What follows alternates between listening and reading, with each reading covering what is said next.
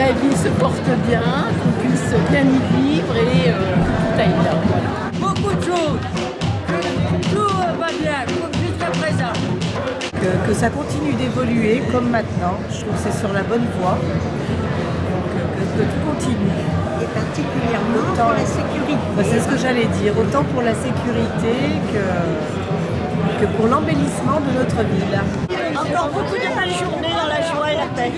Beaucoup de bonheur, santé et que tout le monde qui soit ici, on se revoit l'année prochaine. Alors, ce nouveau guide pratique, il est comment? Il est très bien. C'est super. Il y a tout ce qu'on veut, qu'on peut chercher. Tout ce dont on a besoin, c'est bien. Voilà. Au même endroit l'an dernier, nous avions formulé le vœu que l'année 2016 soit l'année de la confiance. Dans un monde qui connaît une profonde mutation, dans une Europe qui n'en finit pas de chercher sa voie, dans une République attaquée chaque jour et qui peine à se défendre, je crois pouvoir dire qu'à Rieux-la-Pape, nous avons fait le nécessaire en 2016 pour que cette confiance se restaure et se concrétise.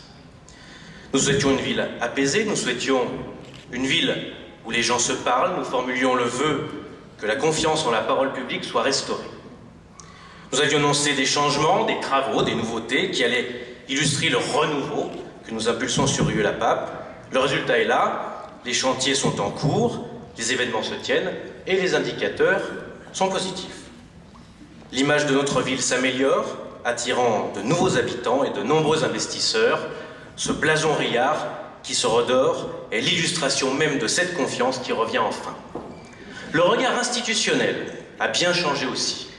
Après la Marianne d'Or en 2015, que j'ai pu partager avec mon équipe et notamment avec mon premier adjoint Julien Smati en charge de la sécurité, après le trophée des maires dans la catégorie développement économique que j'ai pu partager avec mon adjoint en charge au développement économique Xavier Berrujon, je suis très heureux de vous annoncer ce soir que dès 2017, dans les semaines qui viennent, Rieux va encore obtenir 2 récompenses supplémentaires. Ces 2 récompenses, c'est le label, attendez avant d'applaudir, je ne vous ai pas encore cité. Ces 2 récompenses, premièrement, c'est le label Citergie, qui récompense notre politique d'économie d'énergie et de développement durable, puis le label Ville active et sportive, qui souligne notre effort en matière de sport et d'animation. Et là, on peut applaudir tous ceux et les agents de la ville, les élus, qui ont permis de décrocher ces prix. Au niveau économique, nous avions mis en œuvre les conditions essentielles pour que les entreprises puissent s'implanter, et 2016 aura vu l'activité économique repartir à la hausse à Rieux-la-Pape, et dans le même temps, le chômage baisser de 5% d'une année. Cette baisse est même de moins 7% chez les jeunes, là où partout ailleurs dans le département et la région, ainsi qu'au plan national, malheureusement, dans le même temps, le chômage continuait sa progression. La confiance, il me semble qu'ici, nous l'avons gagnée collectivement. Chaque habitant de cette ville en détient une parcelle et la mise au service de l'intérêt général.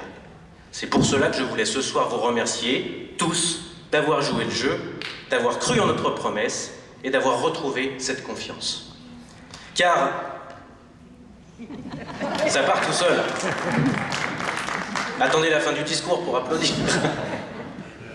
Car 2016 n'a pas été une année réjouissante en France et dans le monde, loin de là. L'actualité nous aura abreuvés de guerres, de massacres et malheureusement d'attentats.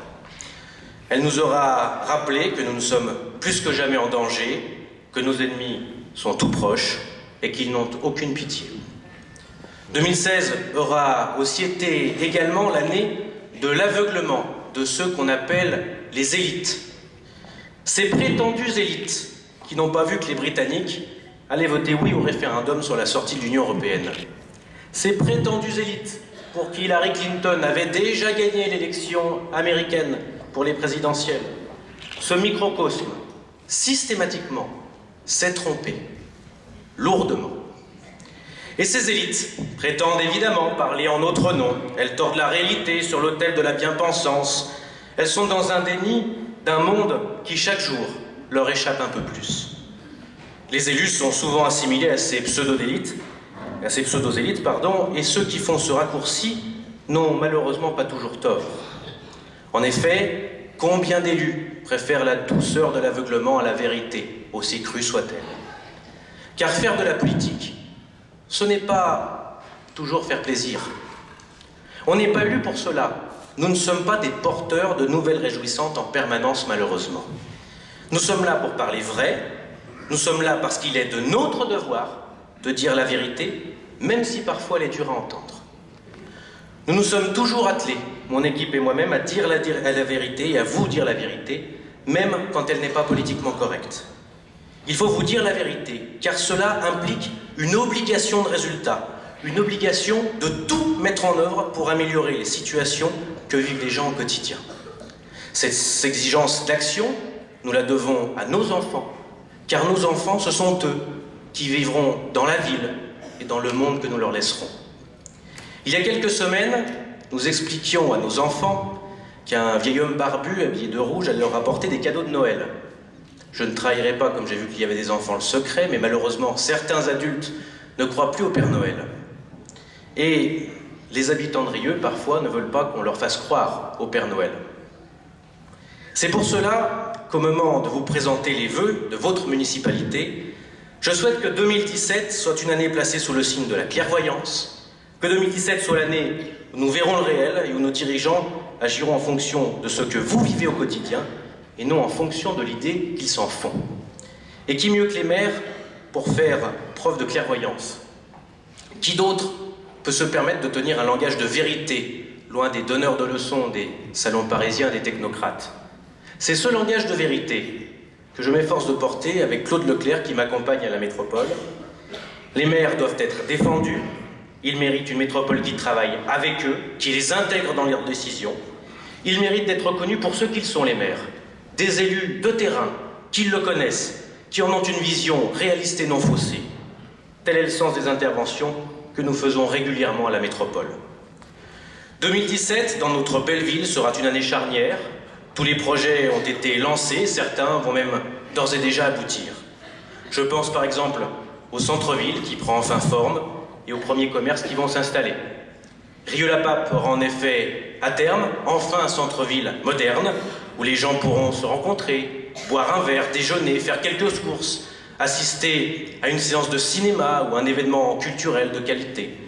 Ils disposeront d'une cité administrative où seront regroupés tous les services à la population dès septembre prochain pour leur éviter de courir aux quatre coins de Rieux pour effectuer les démarches de la vie courante. C'est tout cela qui prendra forme en 2017, progressivement, à commencer par les travaux de l'espace Baudelaire, justement, qui va devenir un centre culturel moderne et accueillant. Il sera fermé dès ce mois de novembre, mais la médiathèque restera ouverte dans un lieu dont nous communiquerons plus tard dans l'année.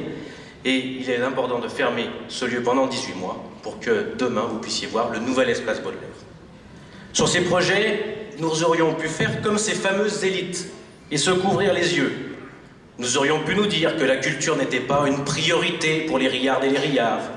Nous aurions pu nous persuader qu'un cinéma moderne n'avait pas sa place dans une ville populaire de 31 000 habitants comme la nôtre. Ce n'est pas notre conception de la politique.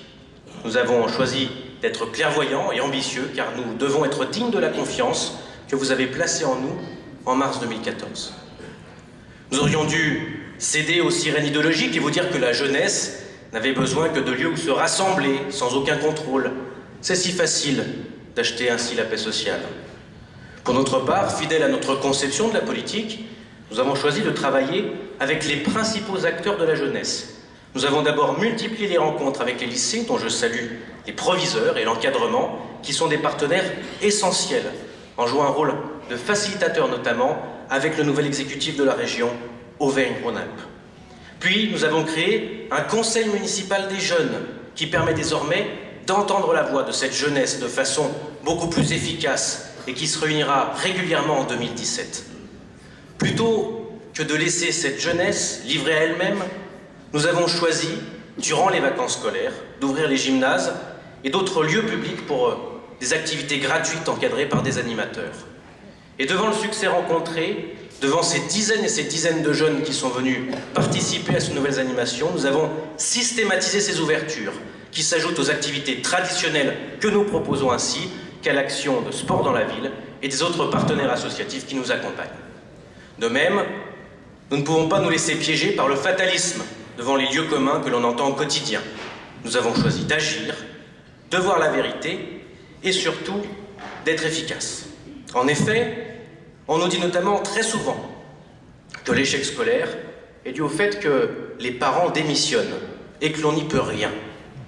C'est en effet tellement facile de laisser filer les choses et de se laver les mains du décrochage scolaire et familial, voire même parfois de trouver des excuses à ceux qui causent des problèmes.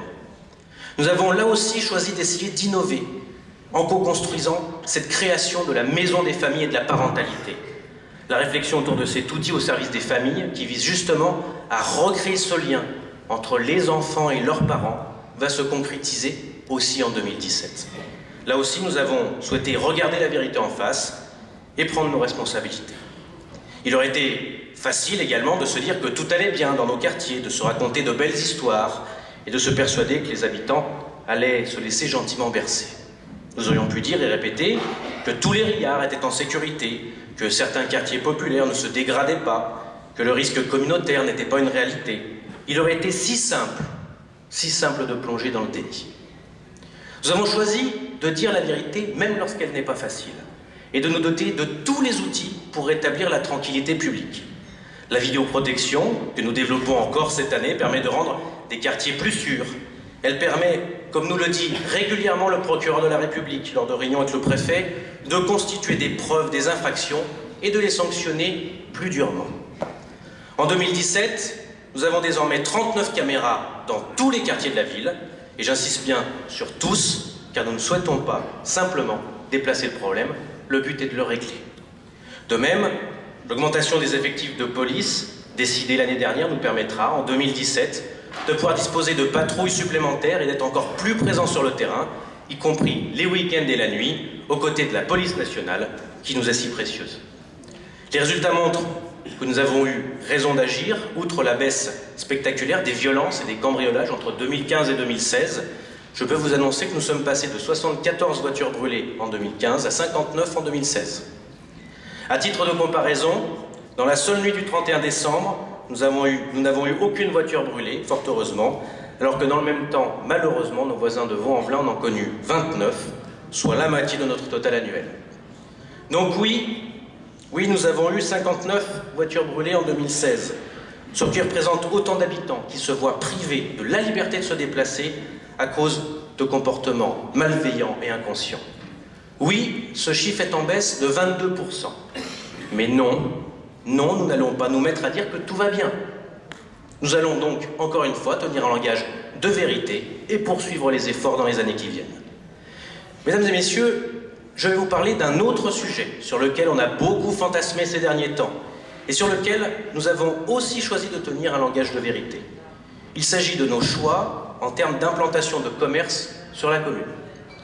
Nous avons en effet choisi d'adopter une politique d'implantation commerciale conforme à la réalité du terrain et pas à la façon dont certains veulent l'avoir. Quand on sait que près de 80% des riards en ce qui concerne le non-alimentaire ne consomment pas rieux, c'est qu'il y a un problème d'appareil commercial.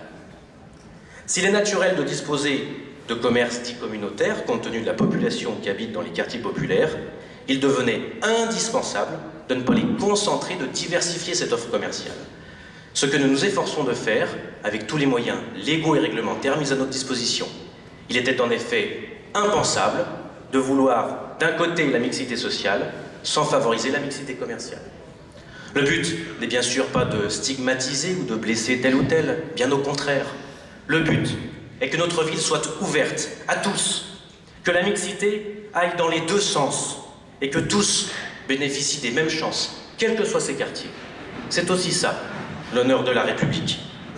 Dans le domaine économique, nous aurions pu aussi ne pas voir que les entreprises ne venaient plus s'installer sur Rieux et nous contenter de ce constat fataliste. Et pourtant, 2017 comme 2016 sera l'année des inaugurations et des ouvertures de nouveaux sièges sociaux à Rieux-la-Pape. Medicrea sera à Vancia, sera inauguré cette année, le siège de Veolia également, comme celui d'Apsy, et j'en oublie. Du côté de la rue des Mercières, un projet d'hôtel 4 étoiles est amorcé et annoncé, ainsi que de nombreuses nouvelles implantations d'entreprises et de services. 2017 sera donc, encore une fois, une année d'implantation d'entreprises et de création d'emplois à Rieux-la-Pape. Les chefs d'entreprise ont besoin qu'on les aide, qu'on les encourage à s'installer et investir sur notre territoire. Ils ne peuvent pas accepter qu'on leur serre la main un jour et que le lendemain, dans des discours idéologiques, on les insulte. 2017, vers le développement économique de notre ville, plus que jamais mis en avant, avec de grands projets comme l'implantation du siège européen d'Everial et de nouvelles avancées, notamment sur Osterode, avec une délibération qui s'annonce pour le printemps. Les discours idéologiques nous expliquaient que c'était la faute de la conjoncture, que la croissance était difficile à venir. Bref, on multipliait les excellentes raisons pour nous expliquer qu'on n'y pouvait rien, que l'emploi, ce n'était pas des compétences de la commune. Là aussi, il était de notre devoir d'agir, facilitant au maximum les implantations d'entreprises et les créations d'emplois sur Rieux-la-Pape, notamment aussi via les clauses d'insertion dans les grands chantiers de la rénovation urbaine. Enfin, mes vœux vont vers les habitants de la ville nouvelle, qui vont voir leur quartier entamer une profonde mutation cette année. Il y aura bien entendu la démolition des 2 tours Lyotet le 23 février prochain, mais ce grand changement ne doit pas se résumer à cela uniquement. Des dizaines de logements vont être réhabilités à La Volette et des travaux de réhabilitation et de démolition vont commencer aux Alaniers. Les opérations de relogement sont d'ores et déjà en cours. Ce n'est donc pas une utopie, ce sont de véritables avancées concrètes qui se dessinent. Ce que nous proposons pour demain, c'est un nouveau visage pour nos quartiers. Il n'est plus question qu'ils concentrent 100% de logements sociaux, mais qu'apparaisse en leur sein une vraie mixité et que l'on ne fasse plus la différence entre un logement social et un logement en accession à la propriété. Il en va du bien-être des habitants de ces quartiers et de l'égalité des chances. Quand nous avons décidé de favoriser l'accès à la propriété pour les ménages, notamment les plus modestes, souhaitant devenir propriétaires pour la première fois, nous n'avons pas fait de vaines promesses ou des déclarations d'intention. Nous avons mis sur la table des aides directes pouvant aller jusqu'à 5 000 €. Toutes les semaines, nous signons des attributions d'aide pour ces nouveaux ménages qui peuvent enfin se constituer un patrimoine. Ici, nous sommes également dans le concret. Nous avions promis de faire baisser le taux de logements sociaux sur la commune, de créer un parcours résidentiel, de faire revenir des propriétaires pour un meilleur équilibre, et nous nous en donnons les moyens. 2017 devrait aussi voir ouvrir l'épicerie sociale et solidaire au service de tous, et en particulier de ceux qui peinent à joindre les deux bouts. Ce lieu s'inscrira dans la droite ligne de notre fil conducteur, observer les choses comme elles sont, pour agir en fonction de la réalité et non pas de l'idée que l'on s'en fait. Mes chers amis, au moment de vous présenter les vœux de la municipalité pour 2017, je pourrais vous parler des heures, des choix que nous ferons cette année, de ces améliorations que nous allons réaliser ensemble, comme le travail sur la réhabilitation de la place Canellas à Crépieux et de ses alentours, auxquels beaucoup d'habitants ont participé. Je pourrais vous parler de la route de Genève et du ralentisseur que nous avans posé devant l'école Castellane, ça devenait urgent en 2016, mais aussi de l'aménagement de la voirie qui se fera aux Brosses cette année, en 2017. Je pourrais vous parler de la maison médicale qui ouvrira bientôt ses portes à Crépieux, de celle qui a ouvert ses portes à Vancia et qui brise la logique de la désertification médicale.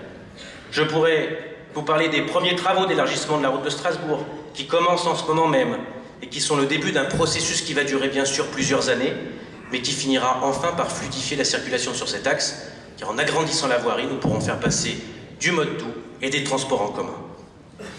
Je pourrais détailler encore tant de choses, mais j'ai bien conscience qu'il nous faut aussi être réalistes sur la longueur des discours et sur notre souhait de partager ensemble un verre de l'amitié. Je terminerai donc en élargissant un peu le champ de vision pour placer plus que jamais l'année qui vient sous le signe de la vérité, sous le signe du réel.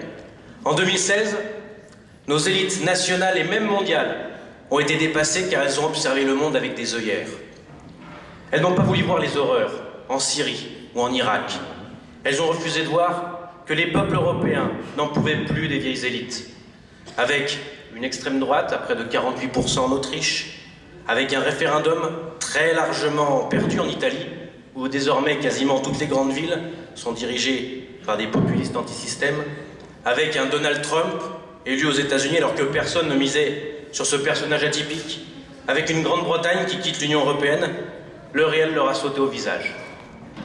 Quand on refuse de voir le réel, un jour, il nous force à ouvrir les yeux, mais ce jour-là, il est malheureusement souvent trop tard.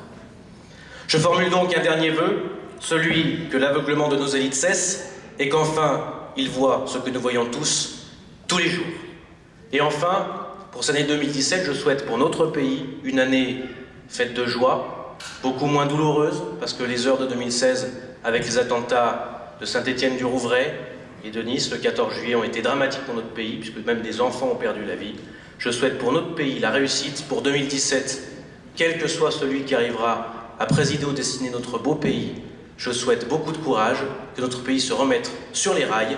Et enfin pour vous, chers habitants de Rieux, chers amis, je souhaite pour vous, pour vos proches, vos familles, du bonheur, de la joie, de la réussite, mais surtout, surtout le bien le plus précieux, la santé. Belle année à tous. Alors, les enfants,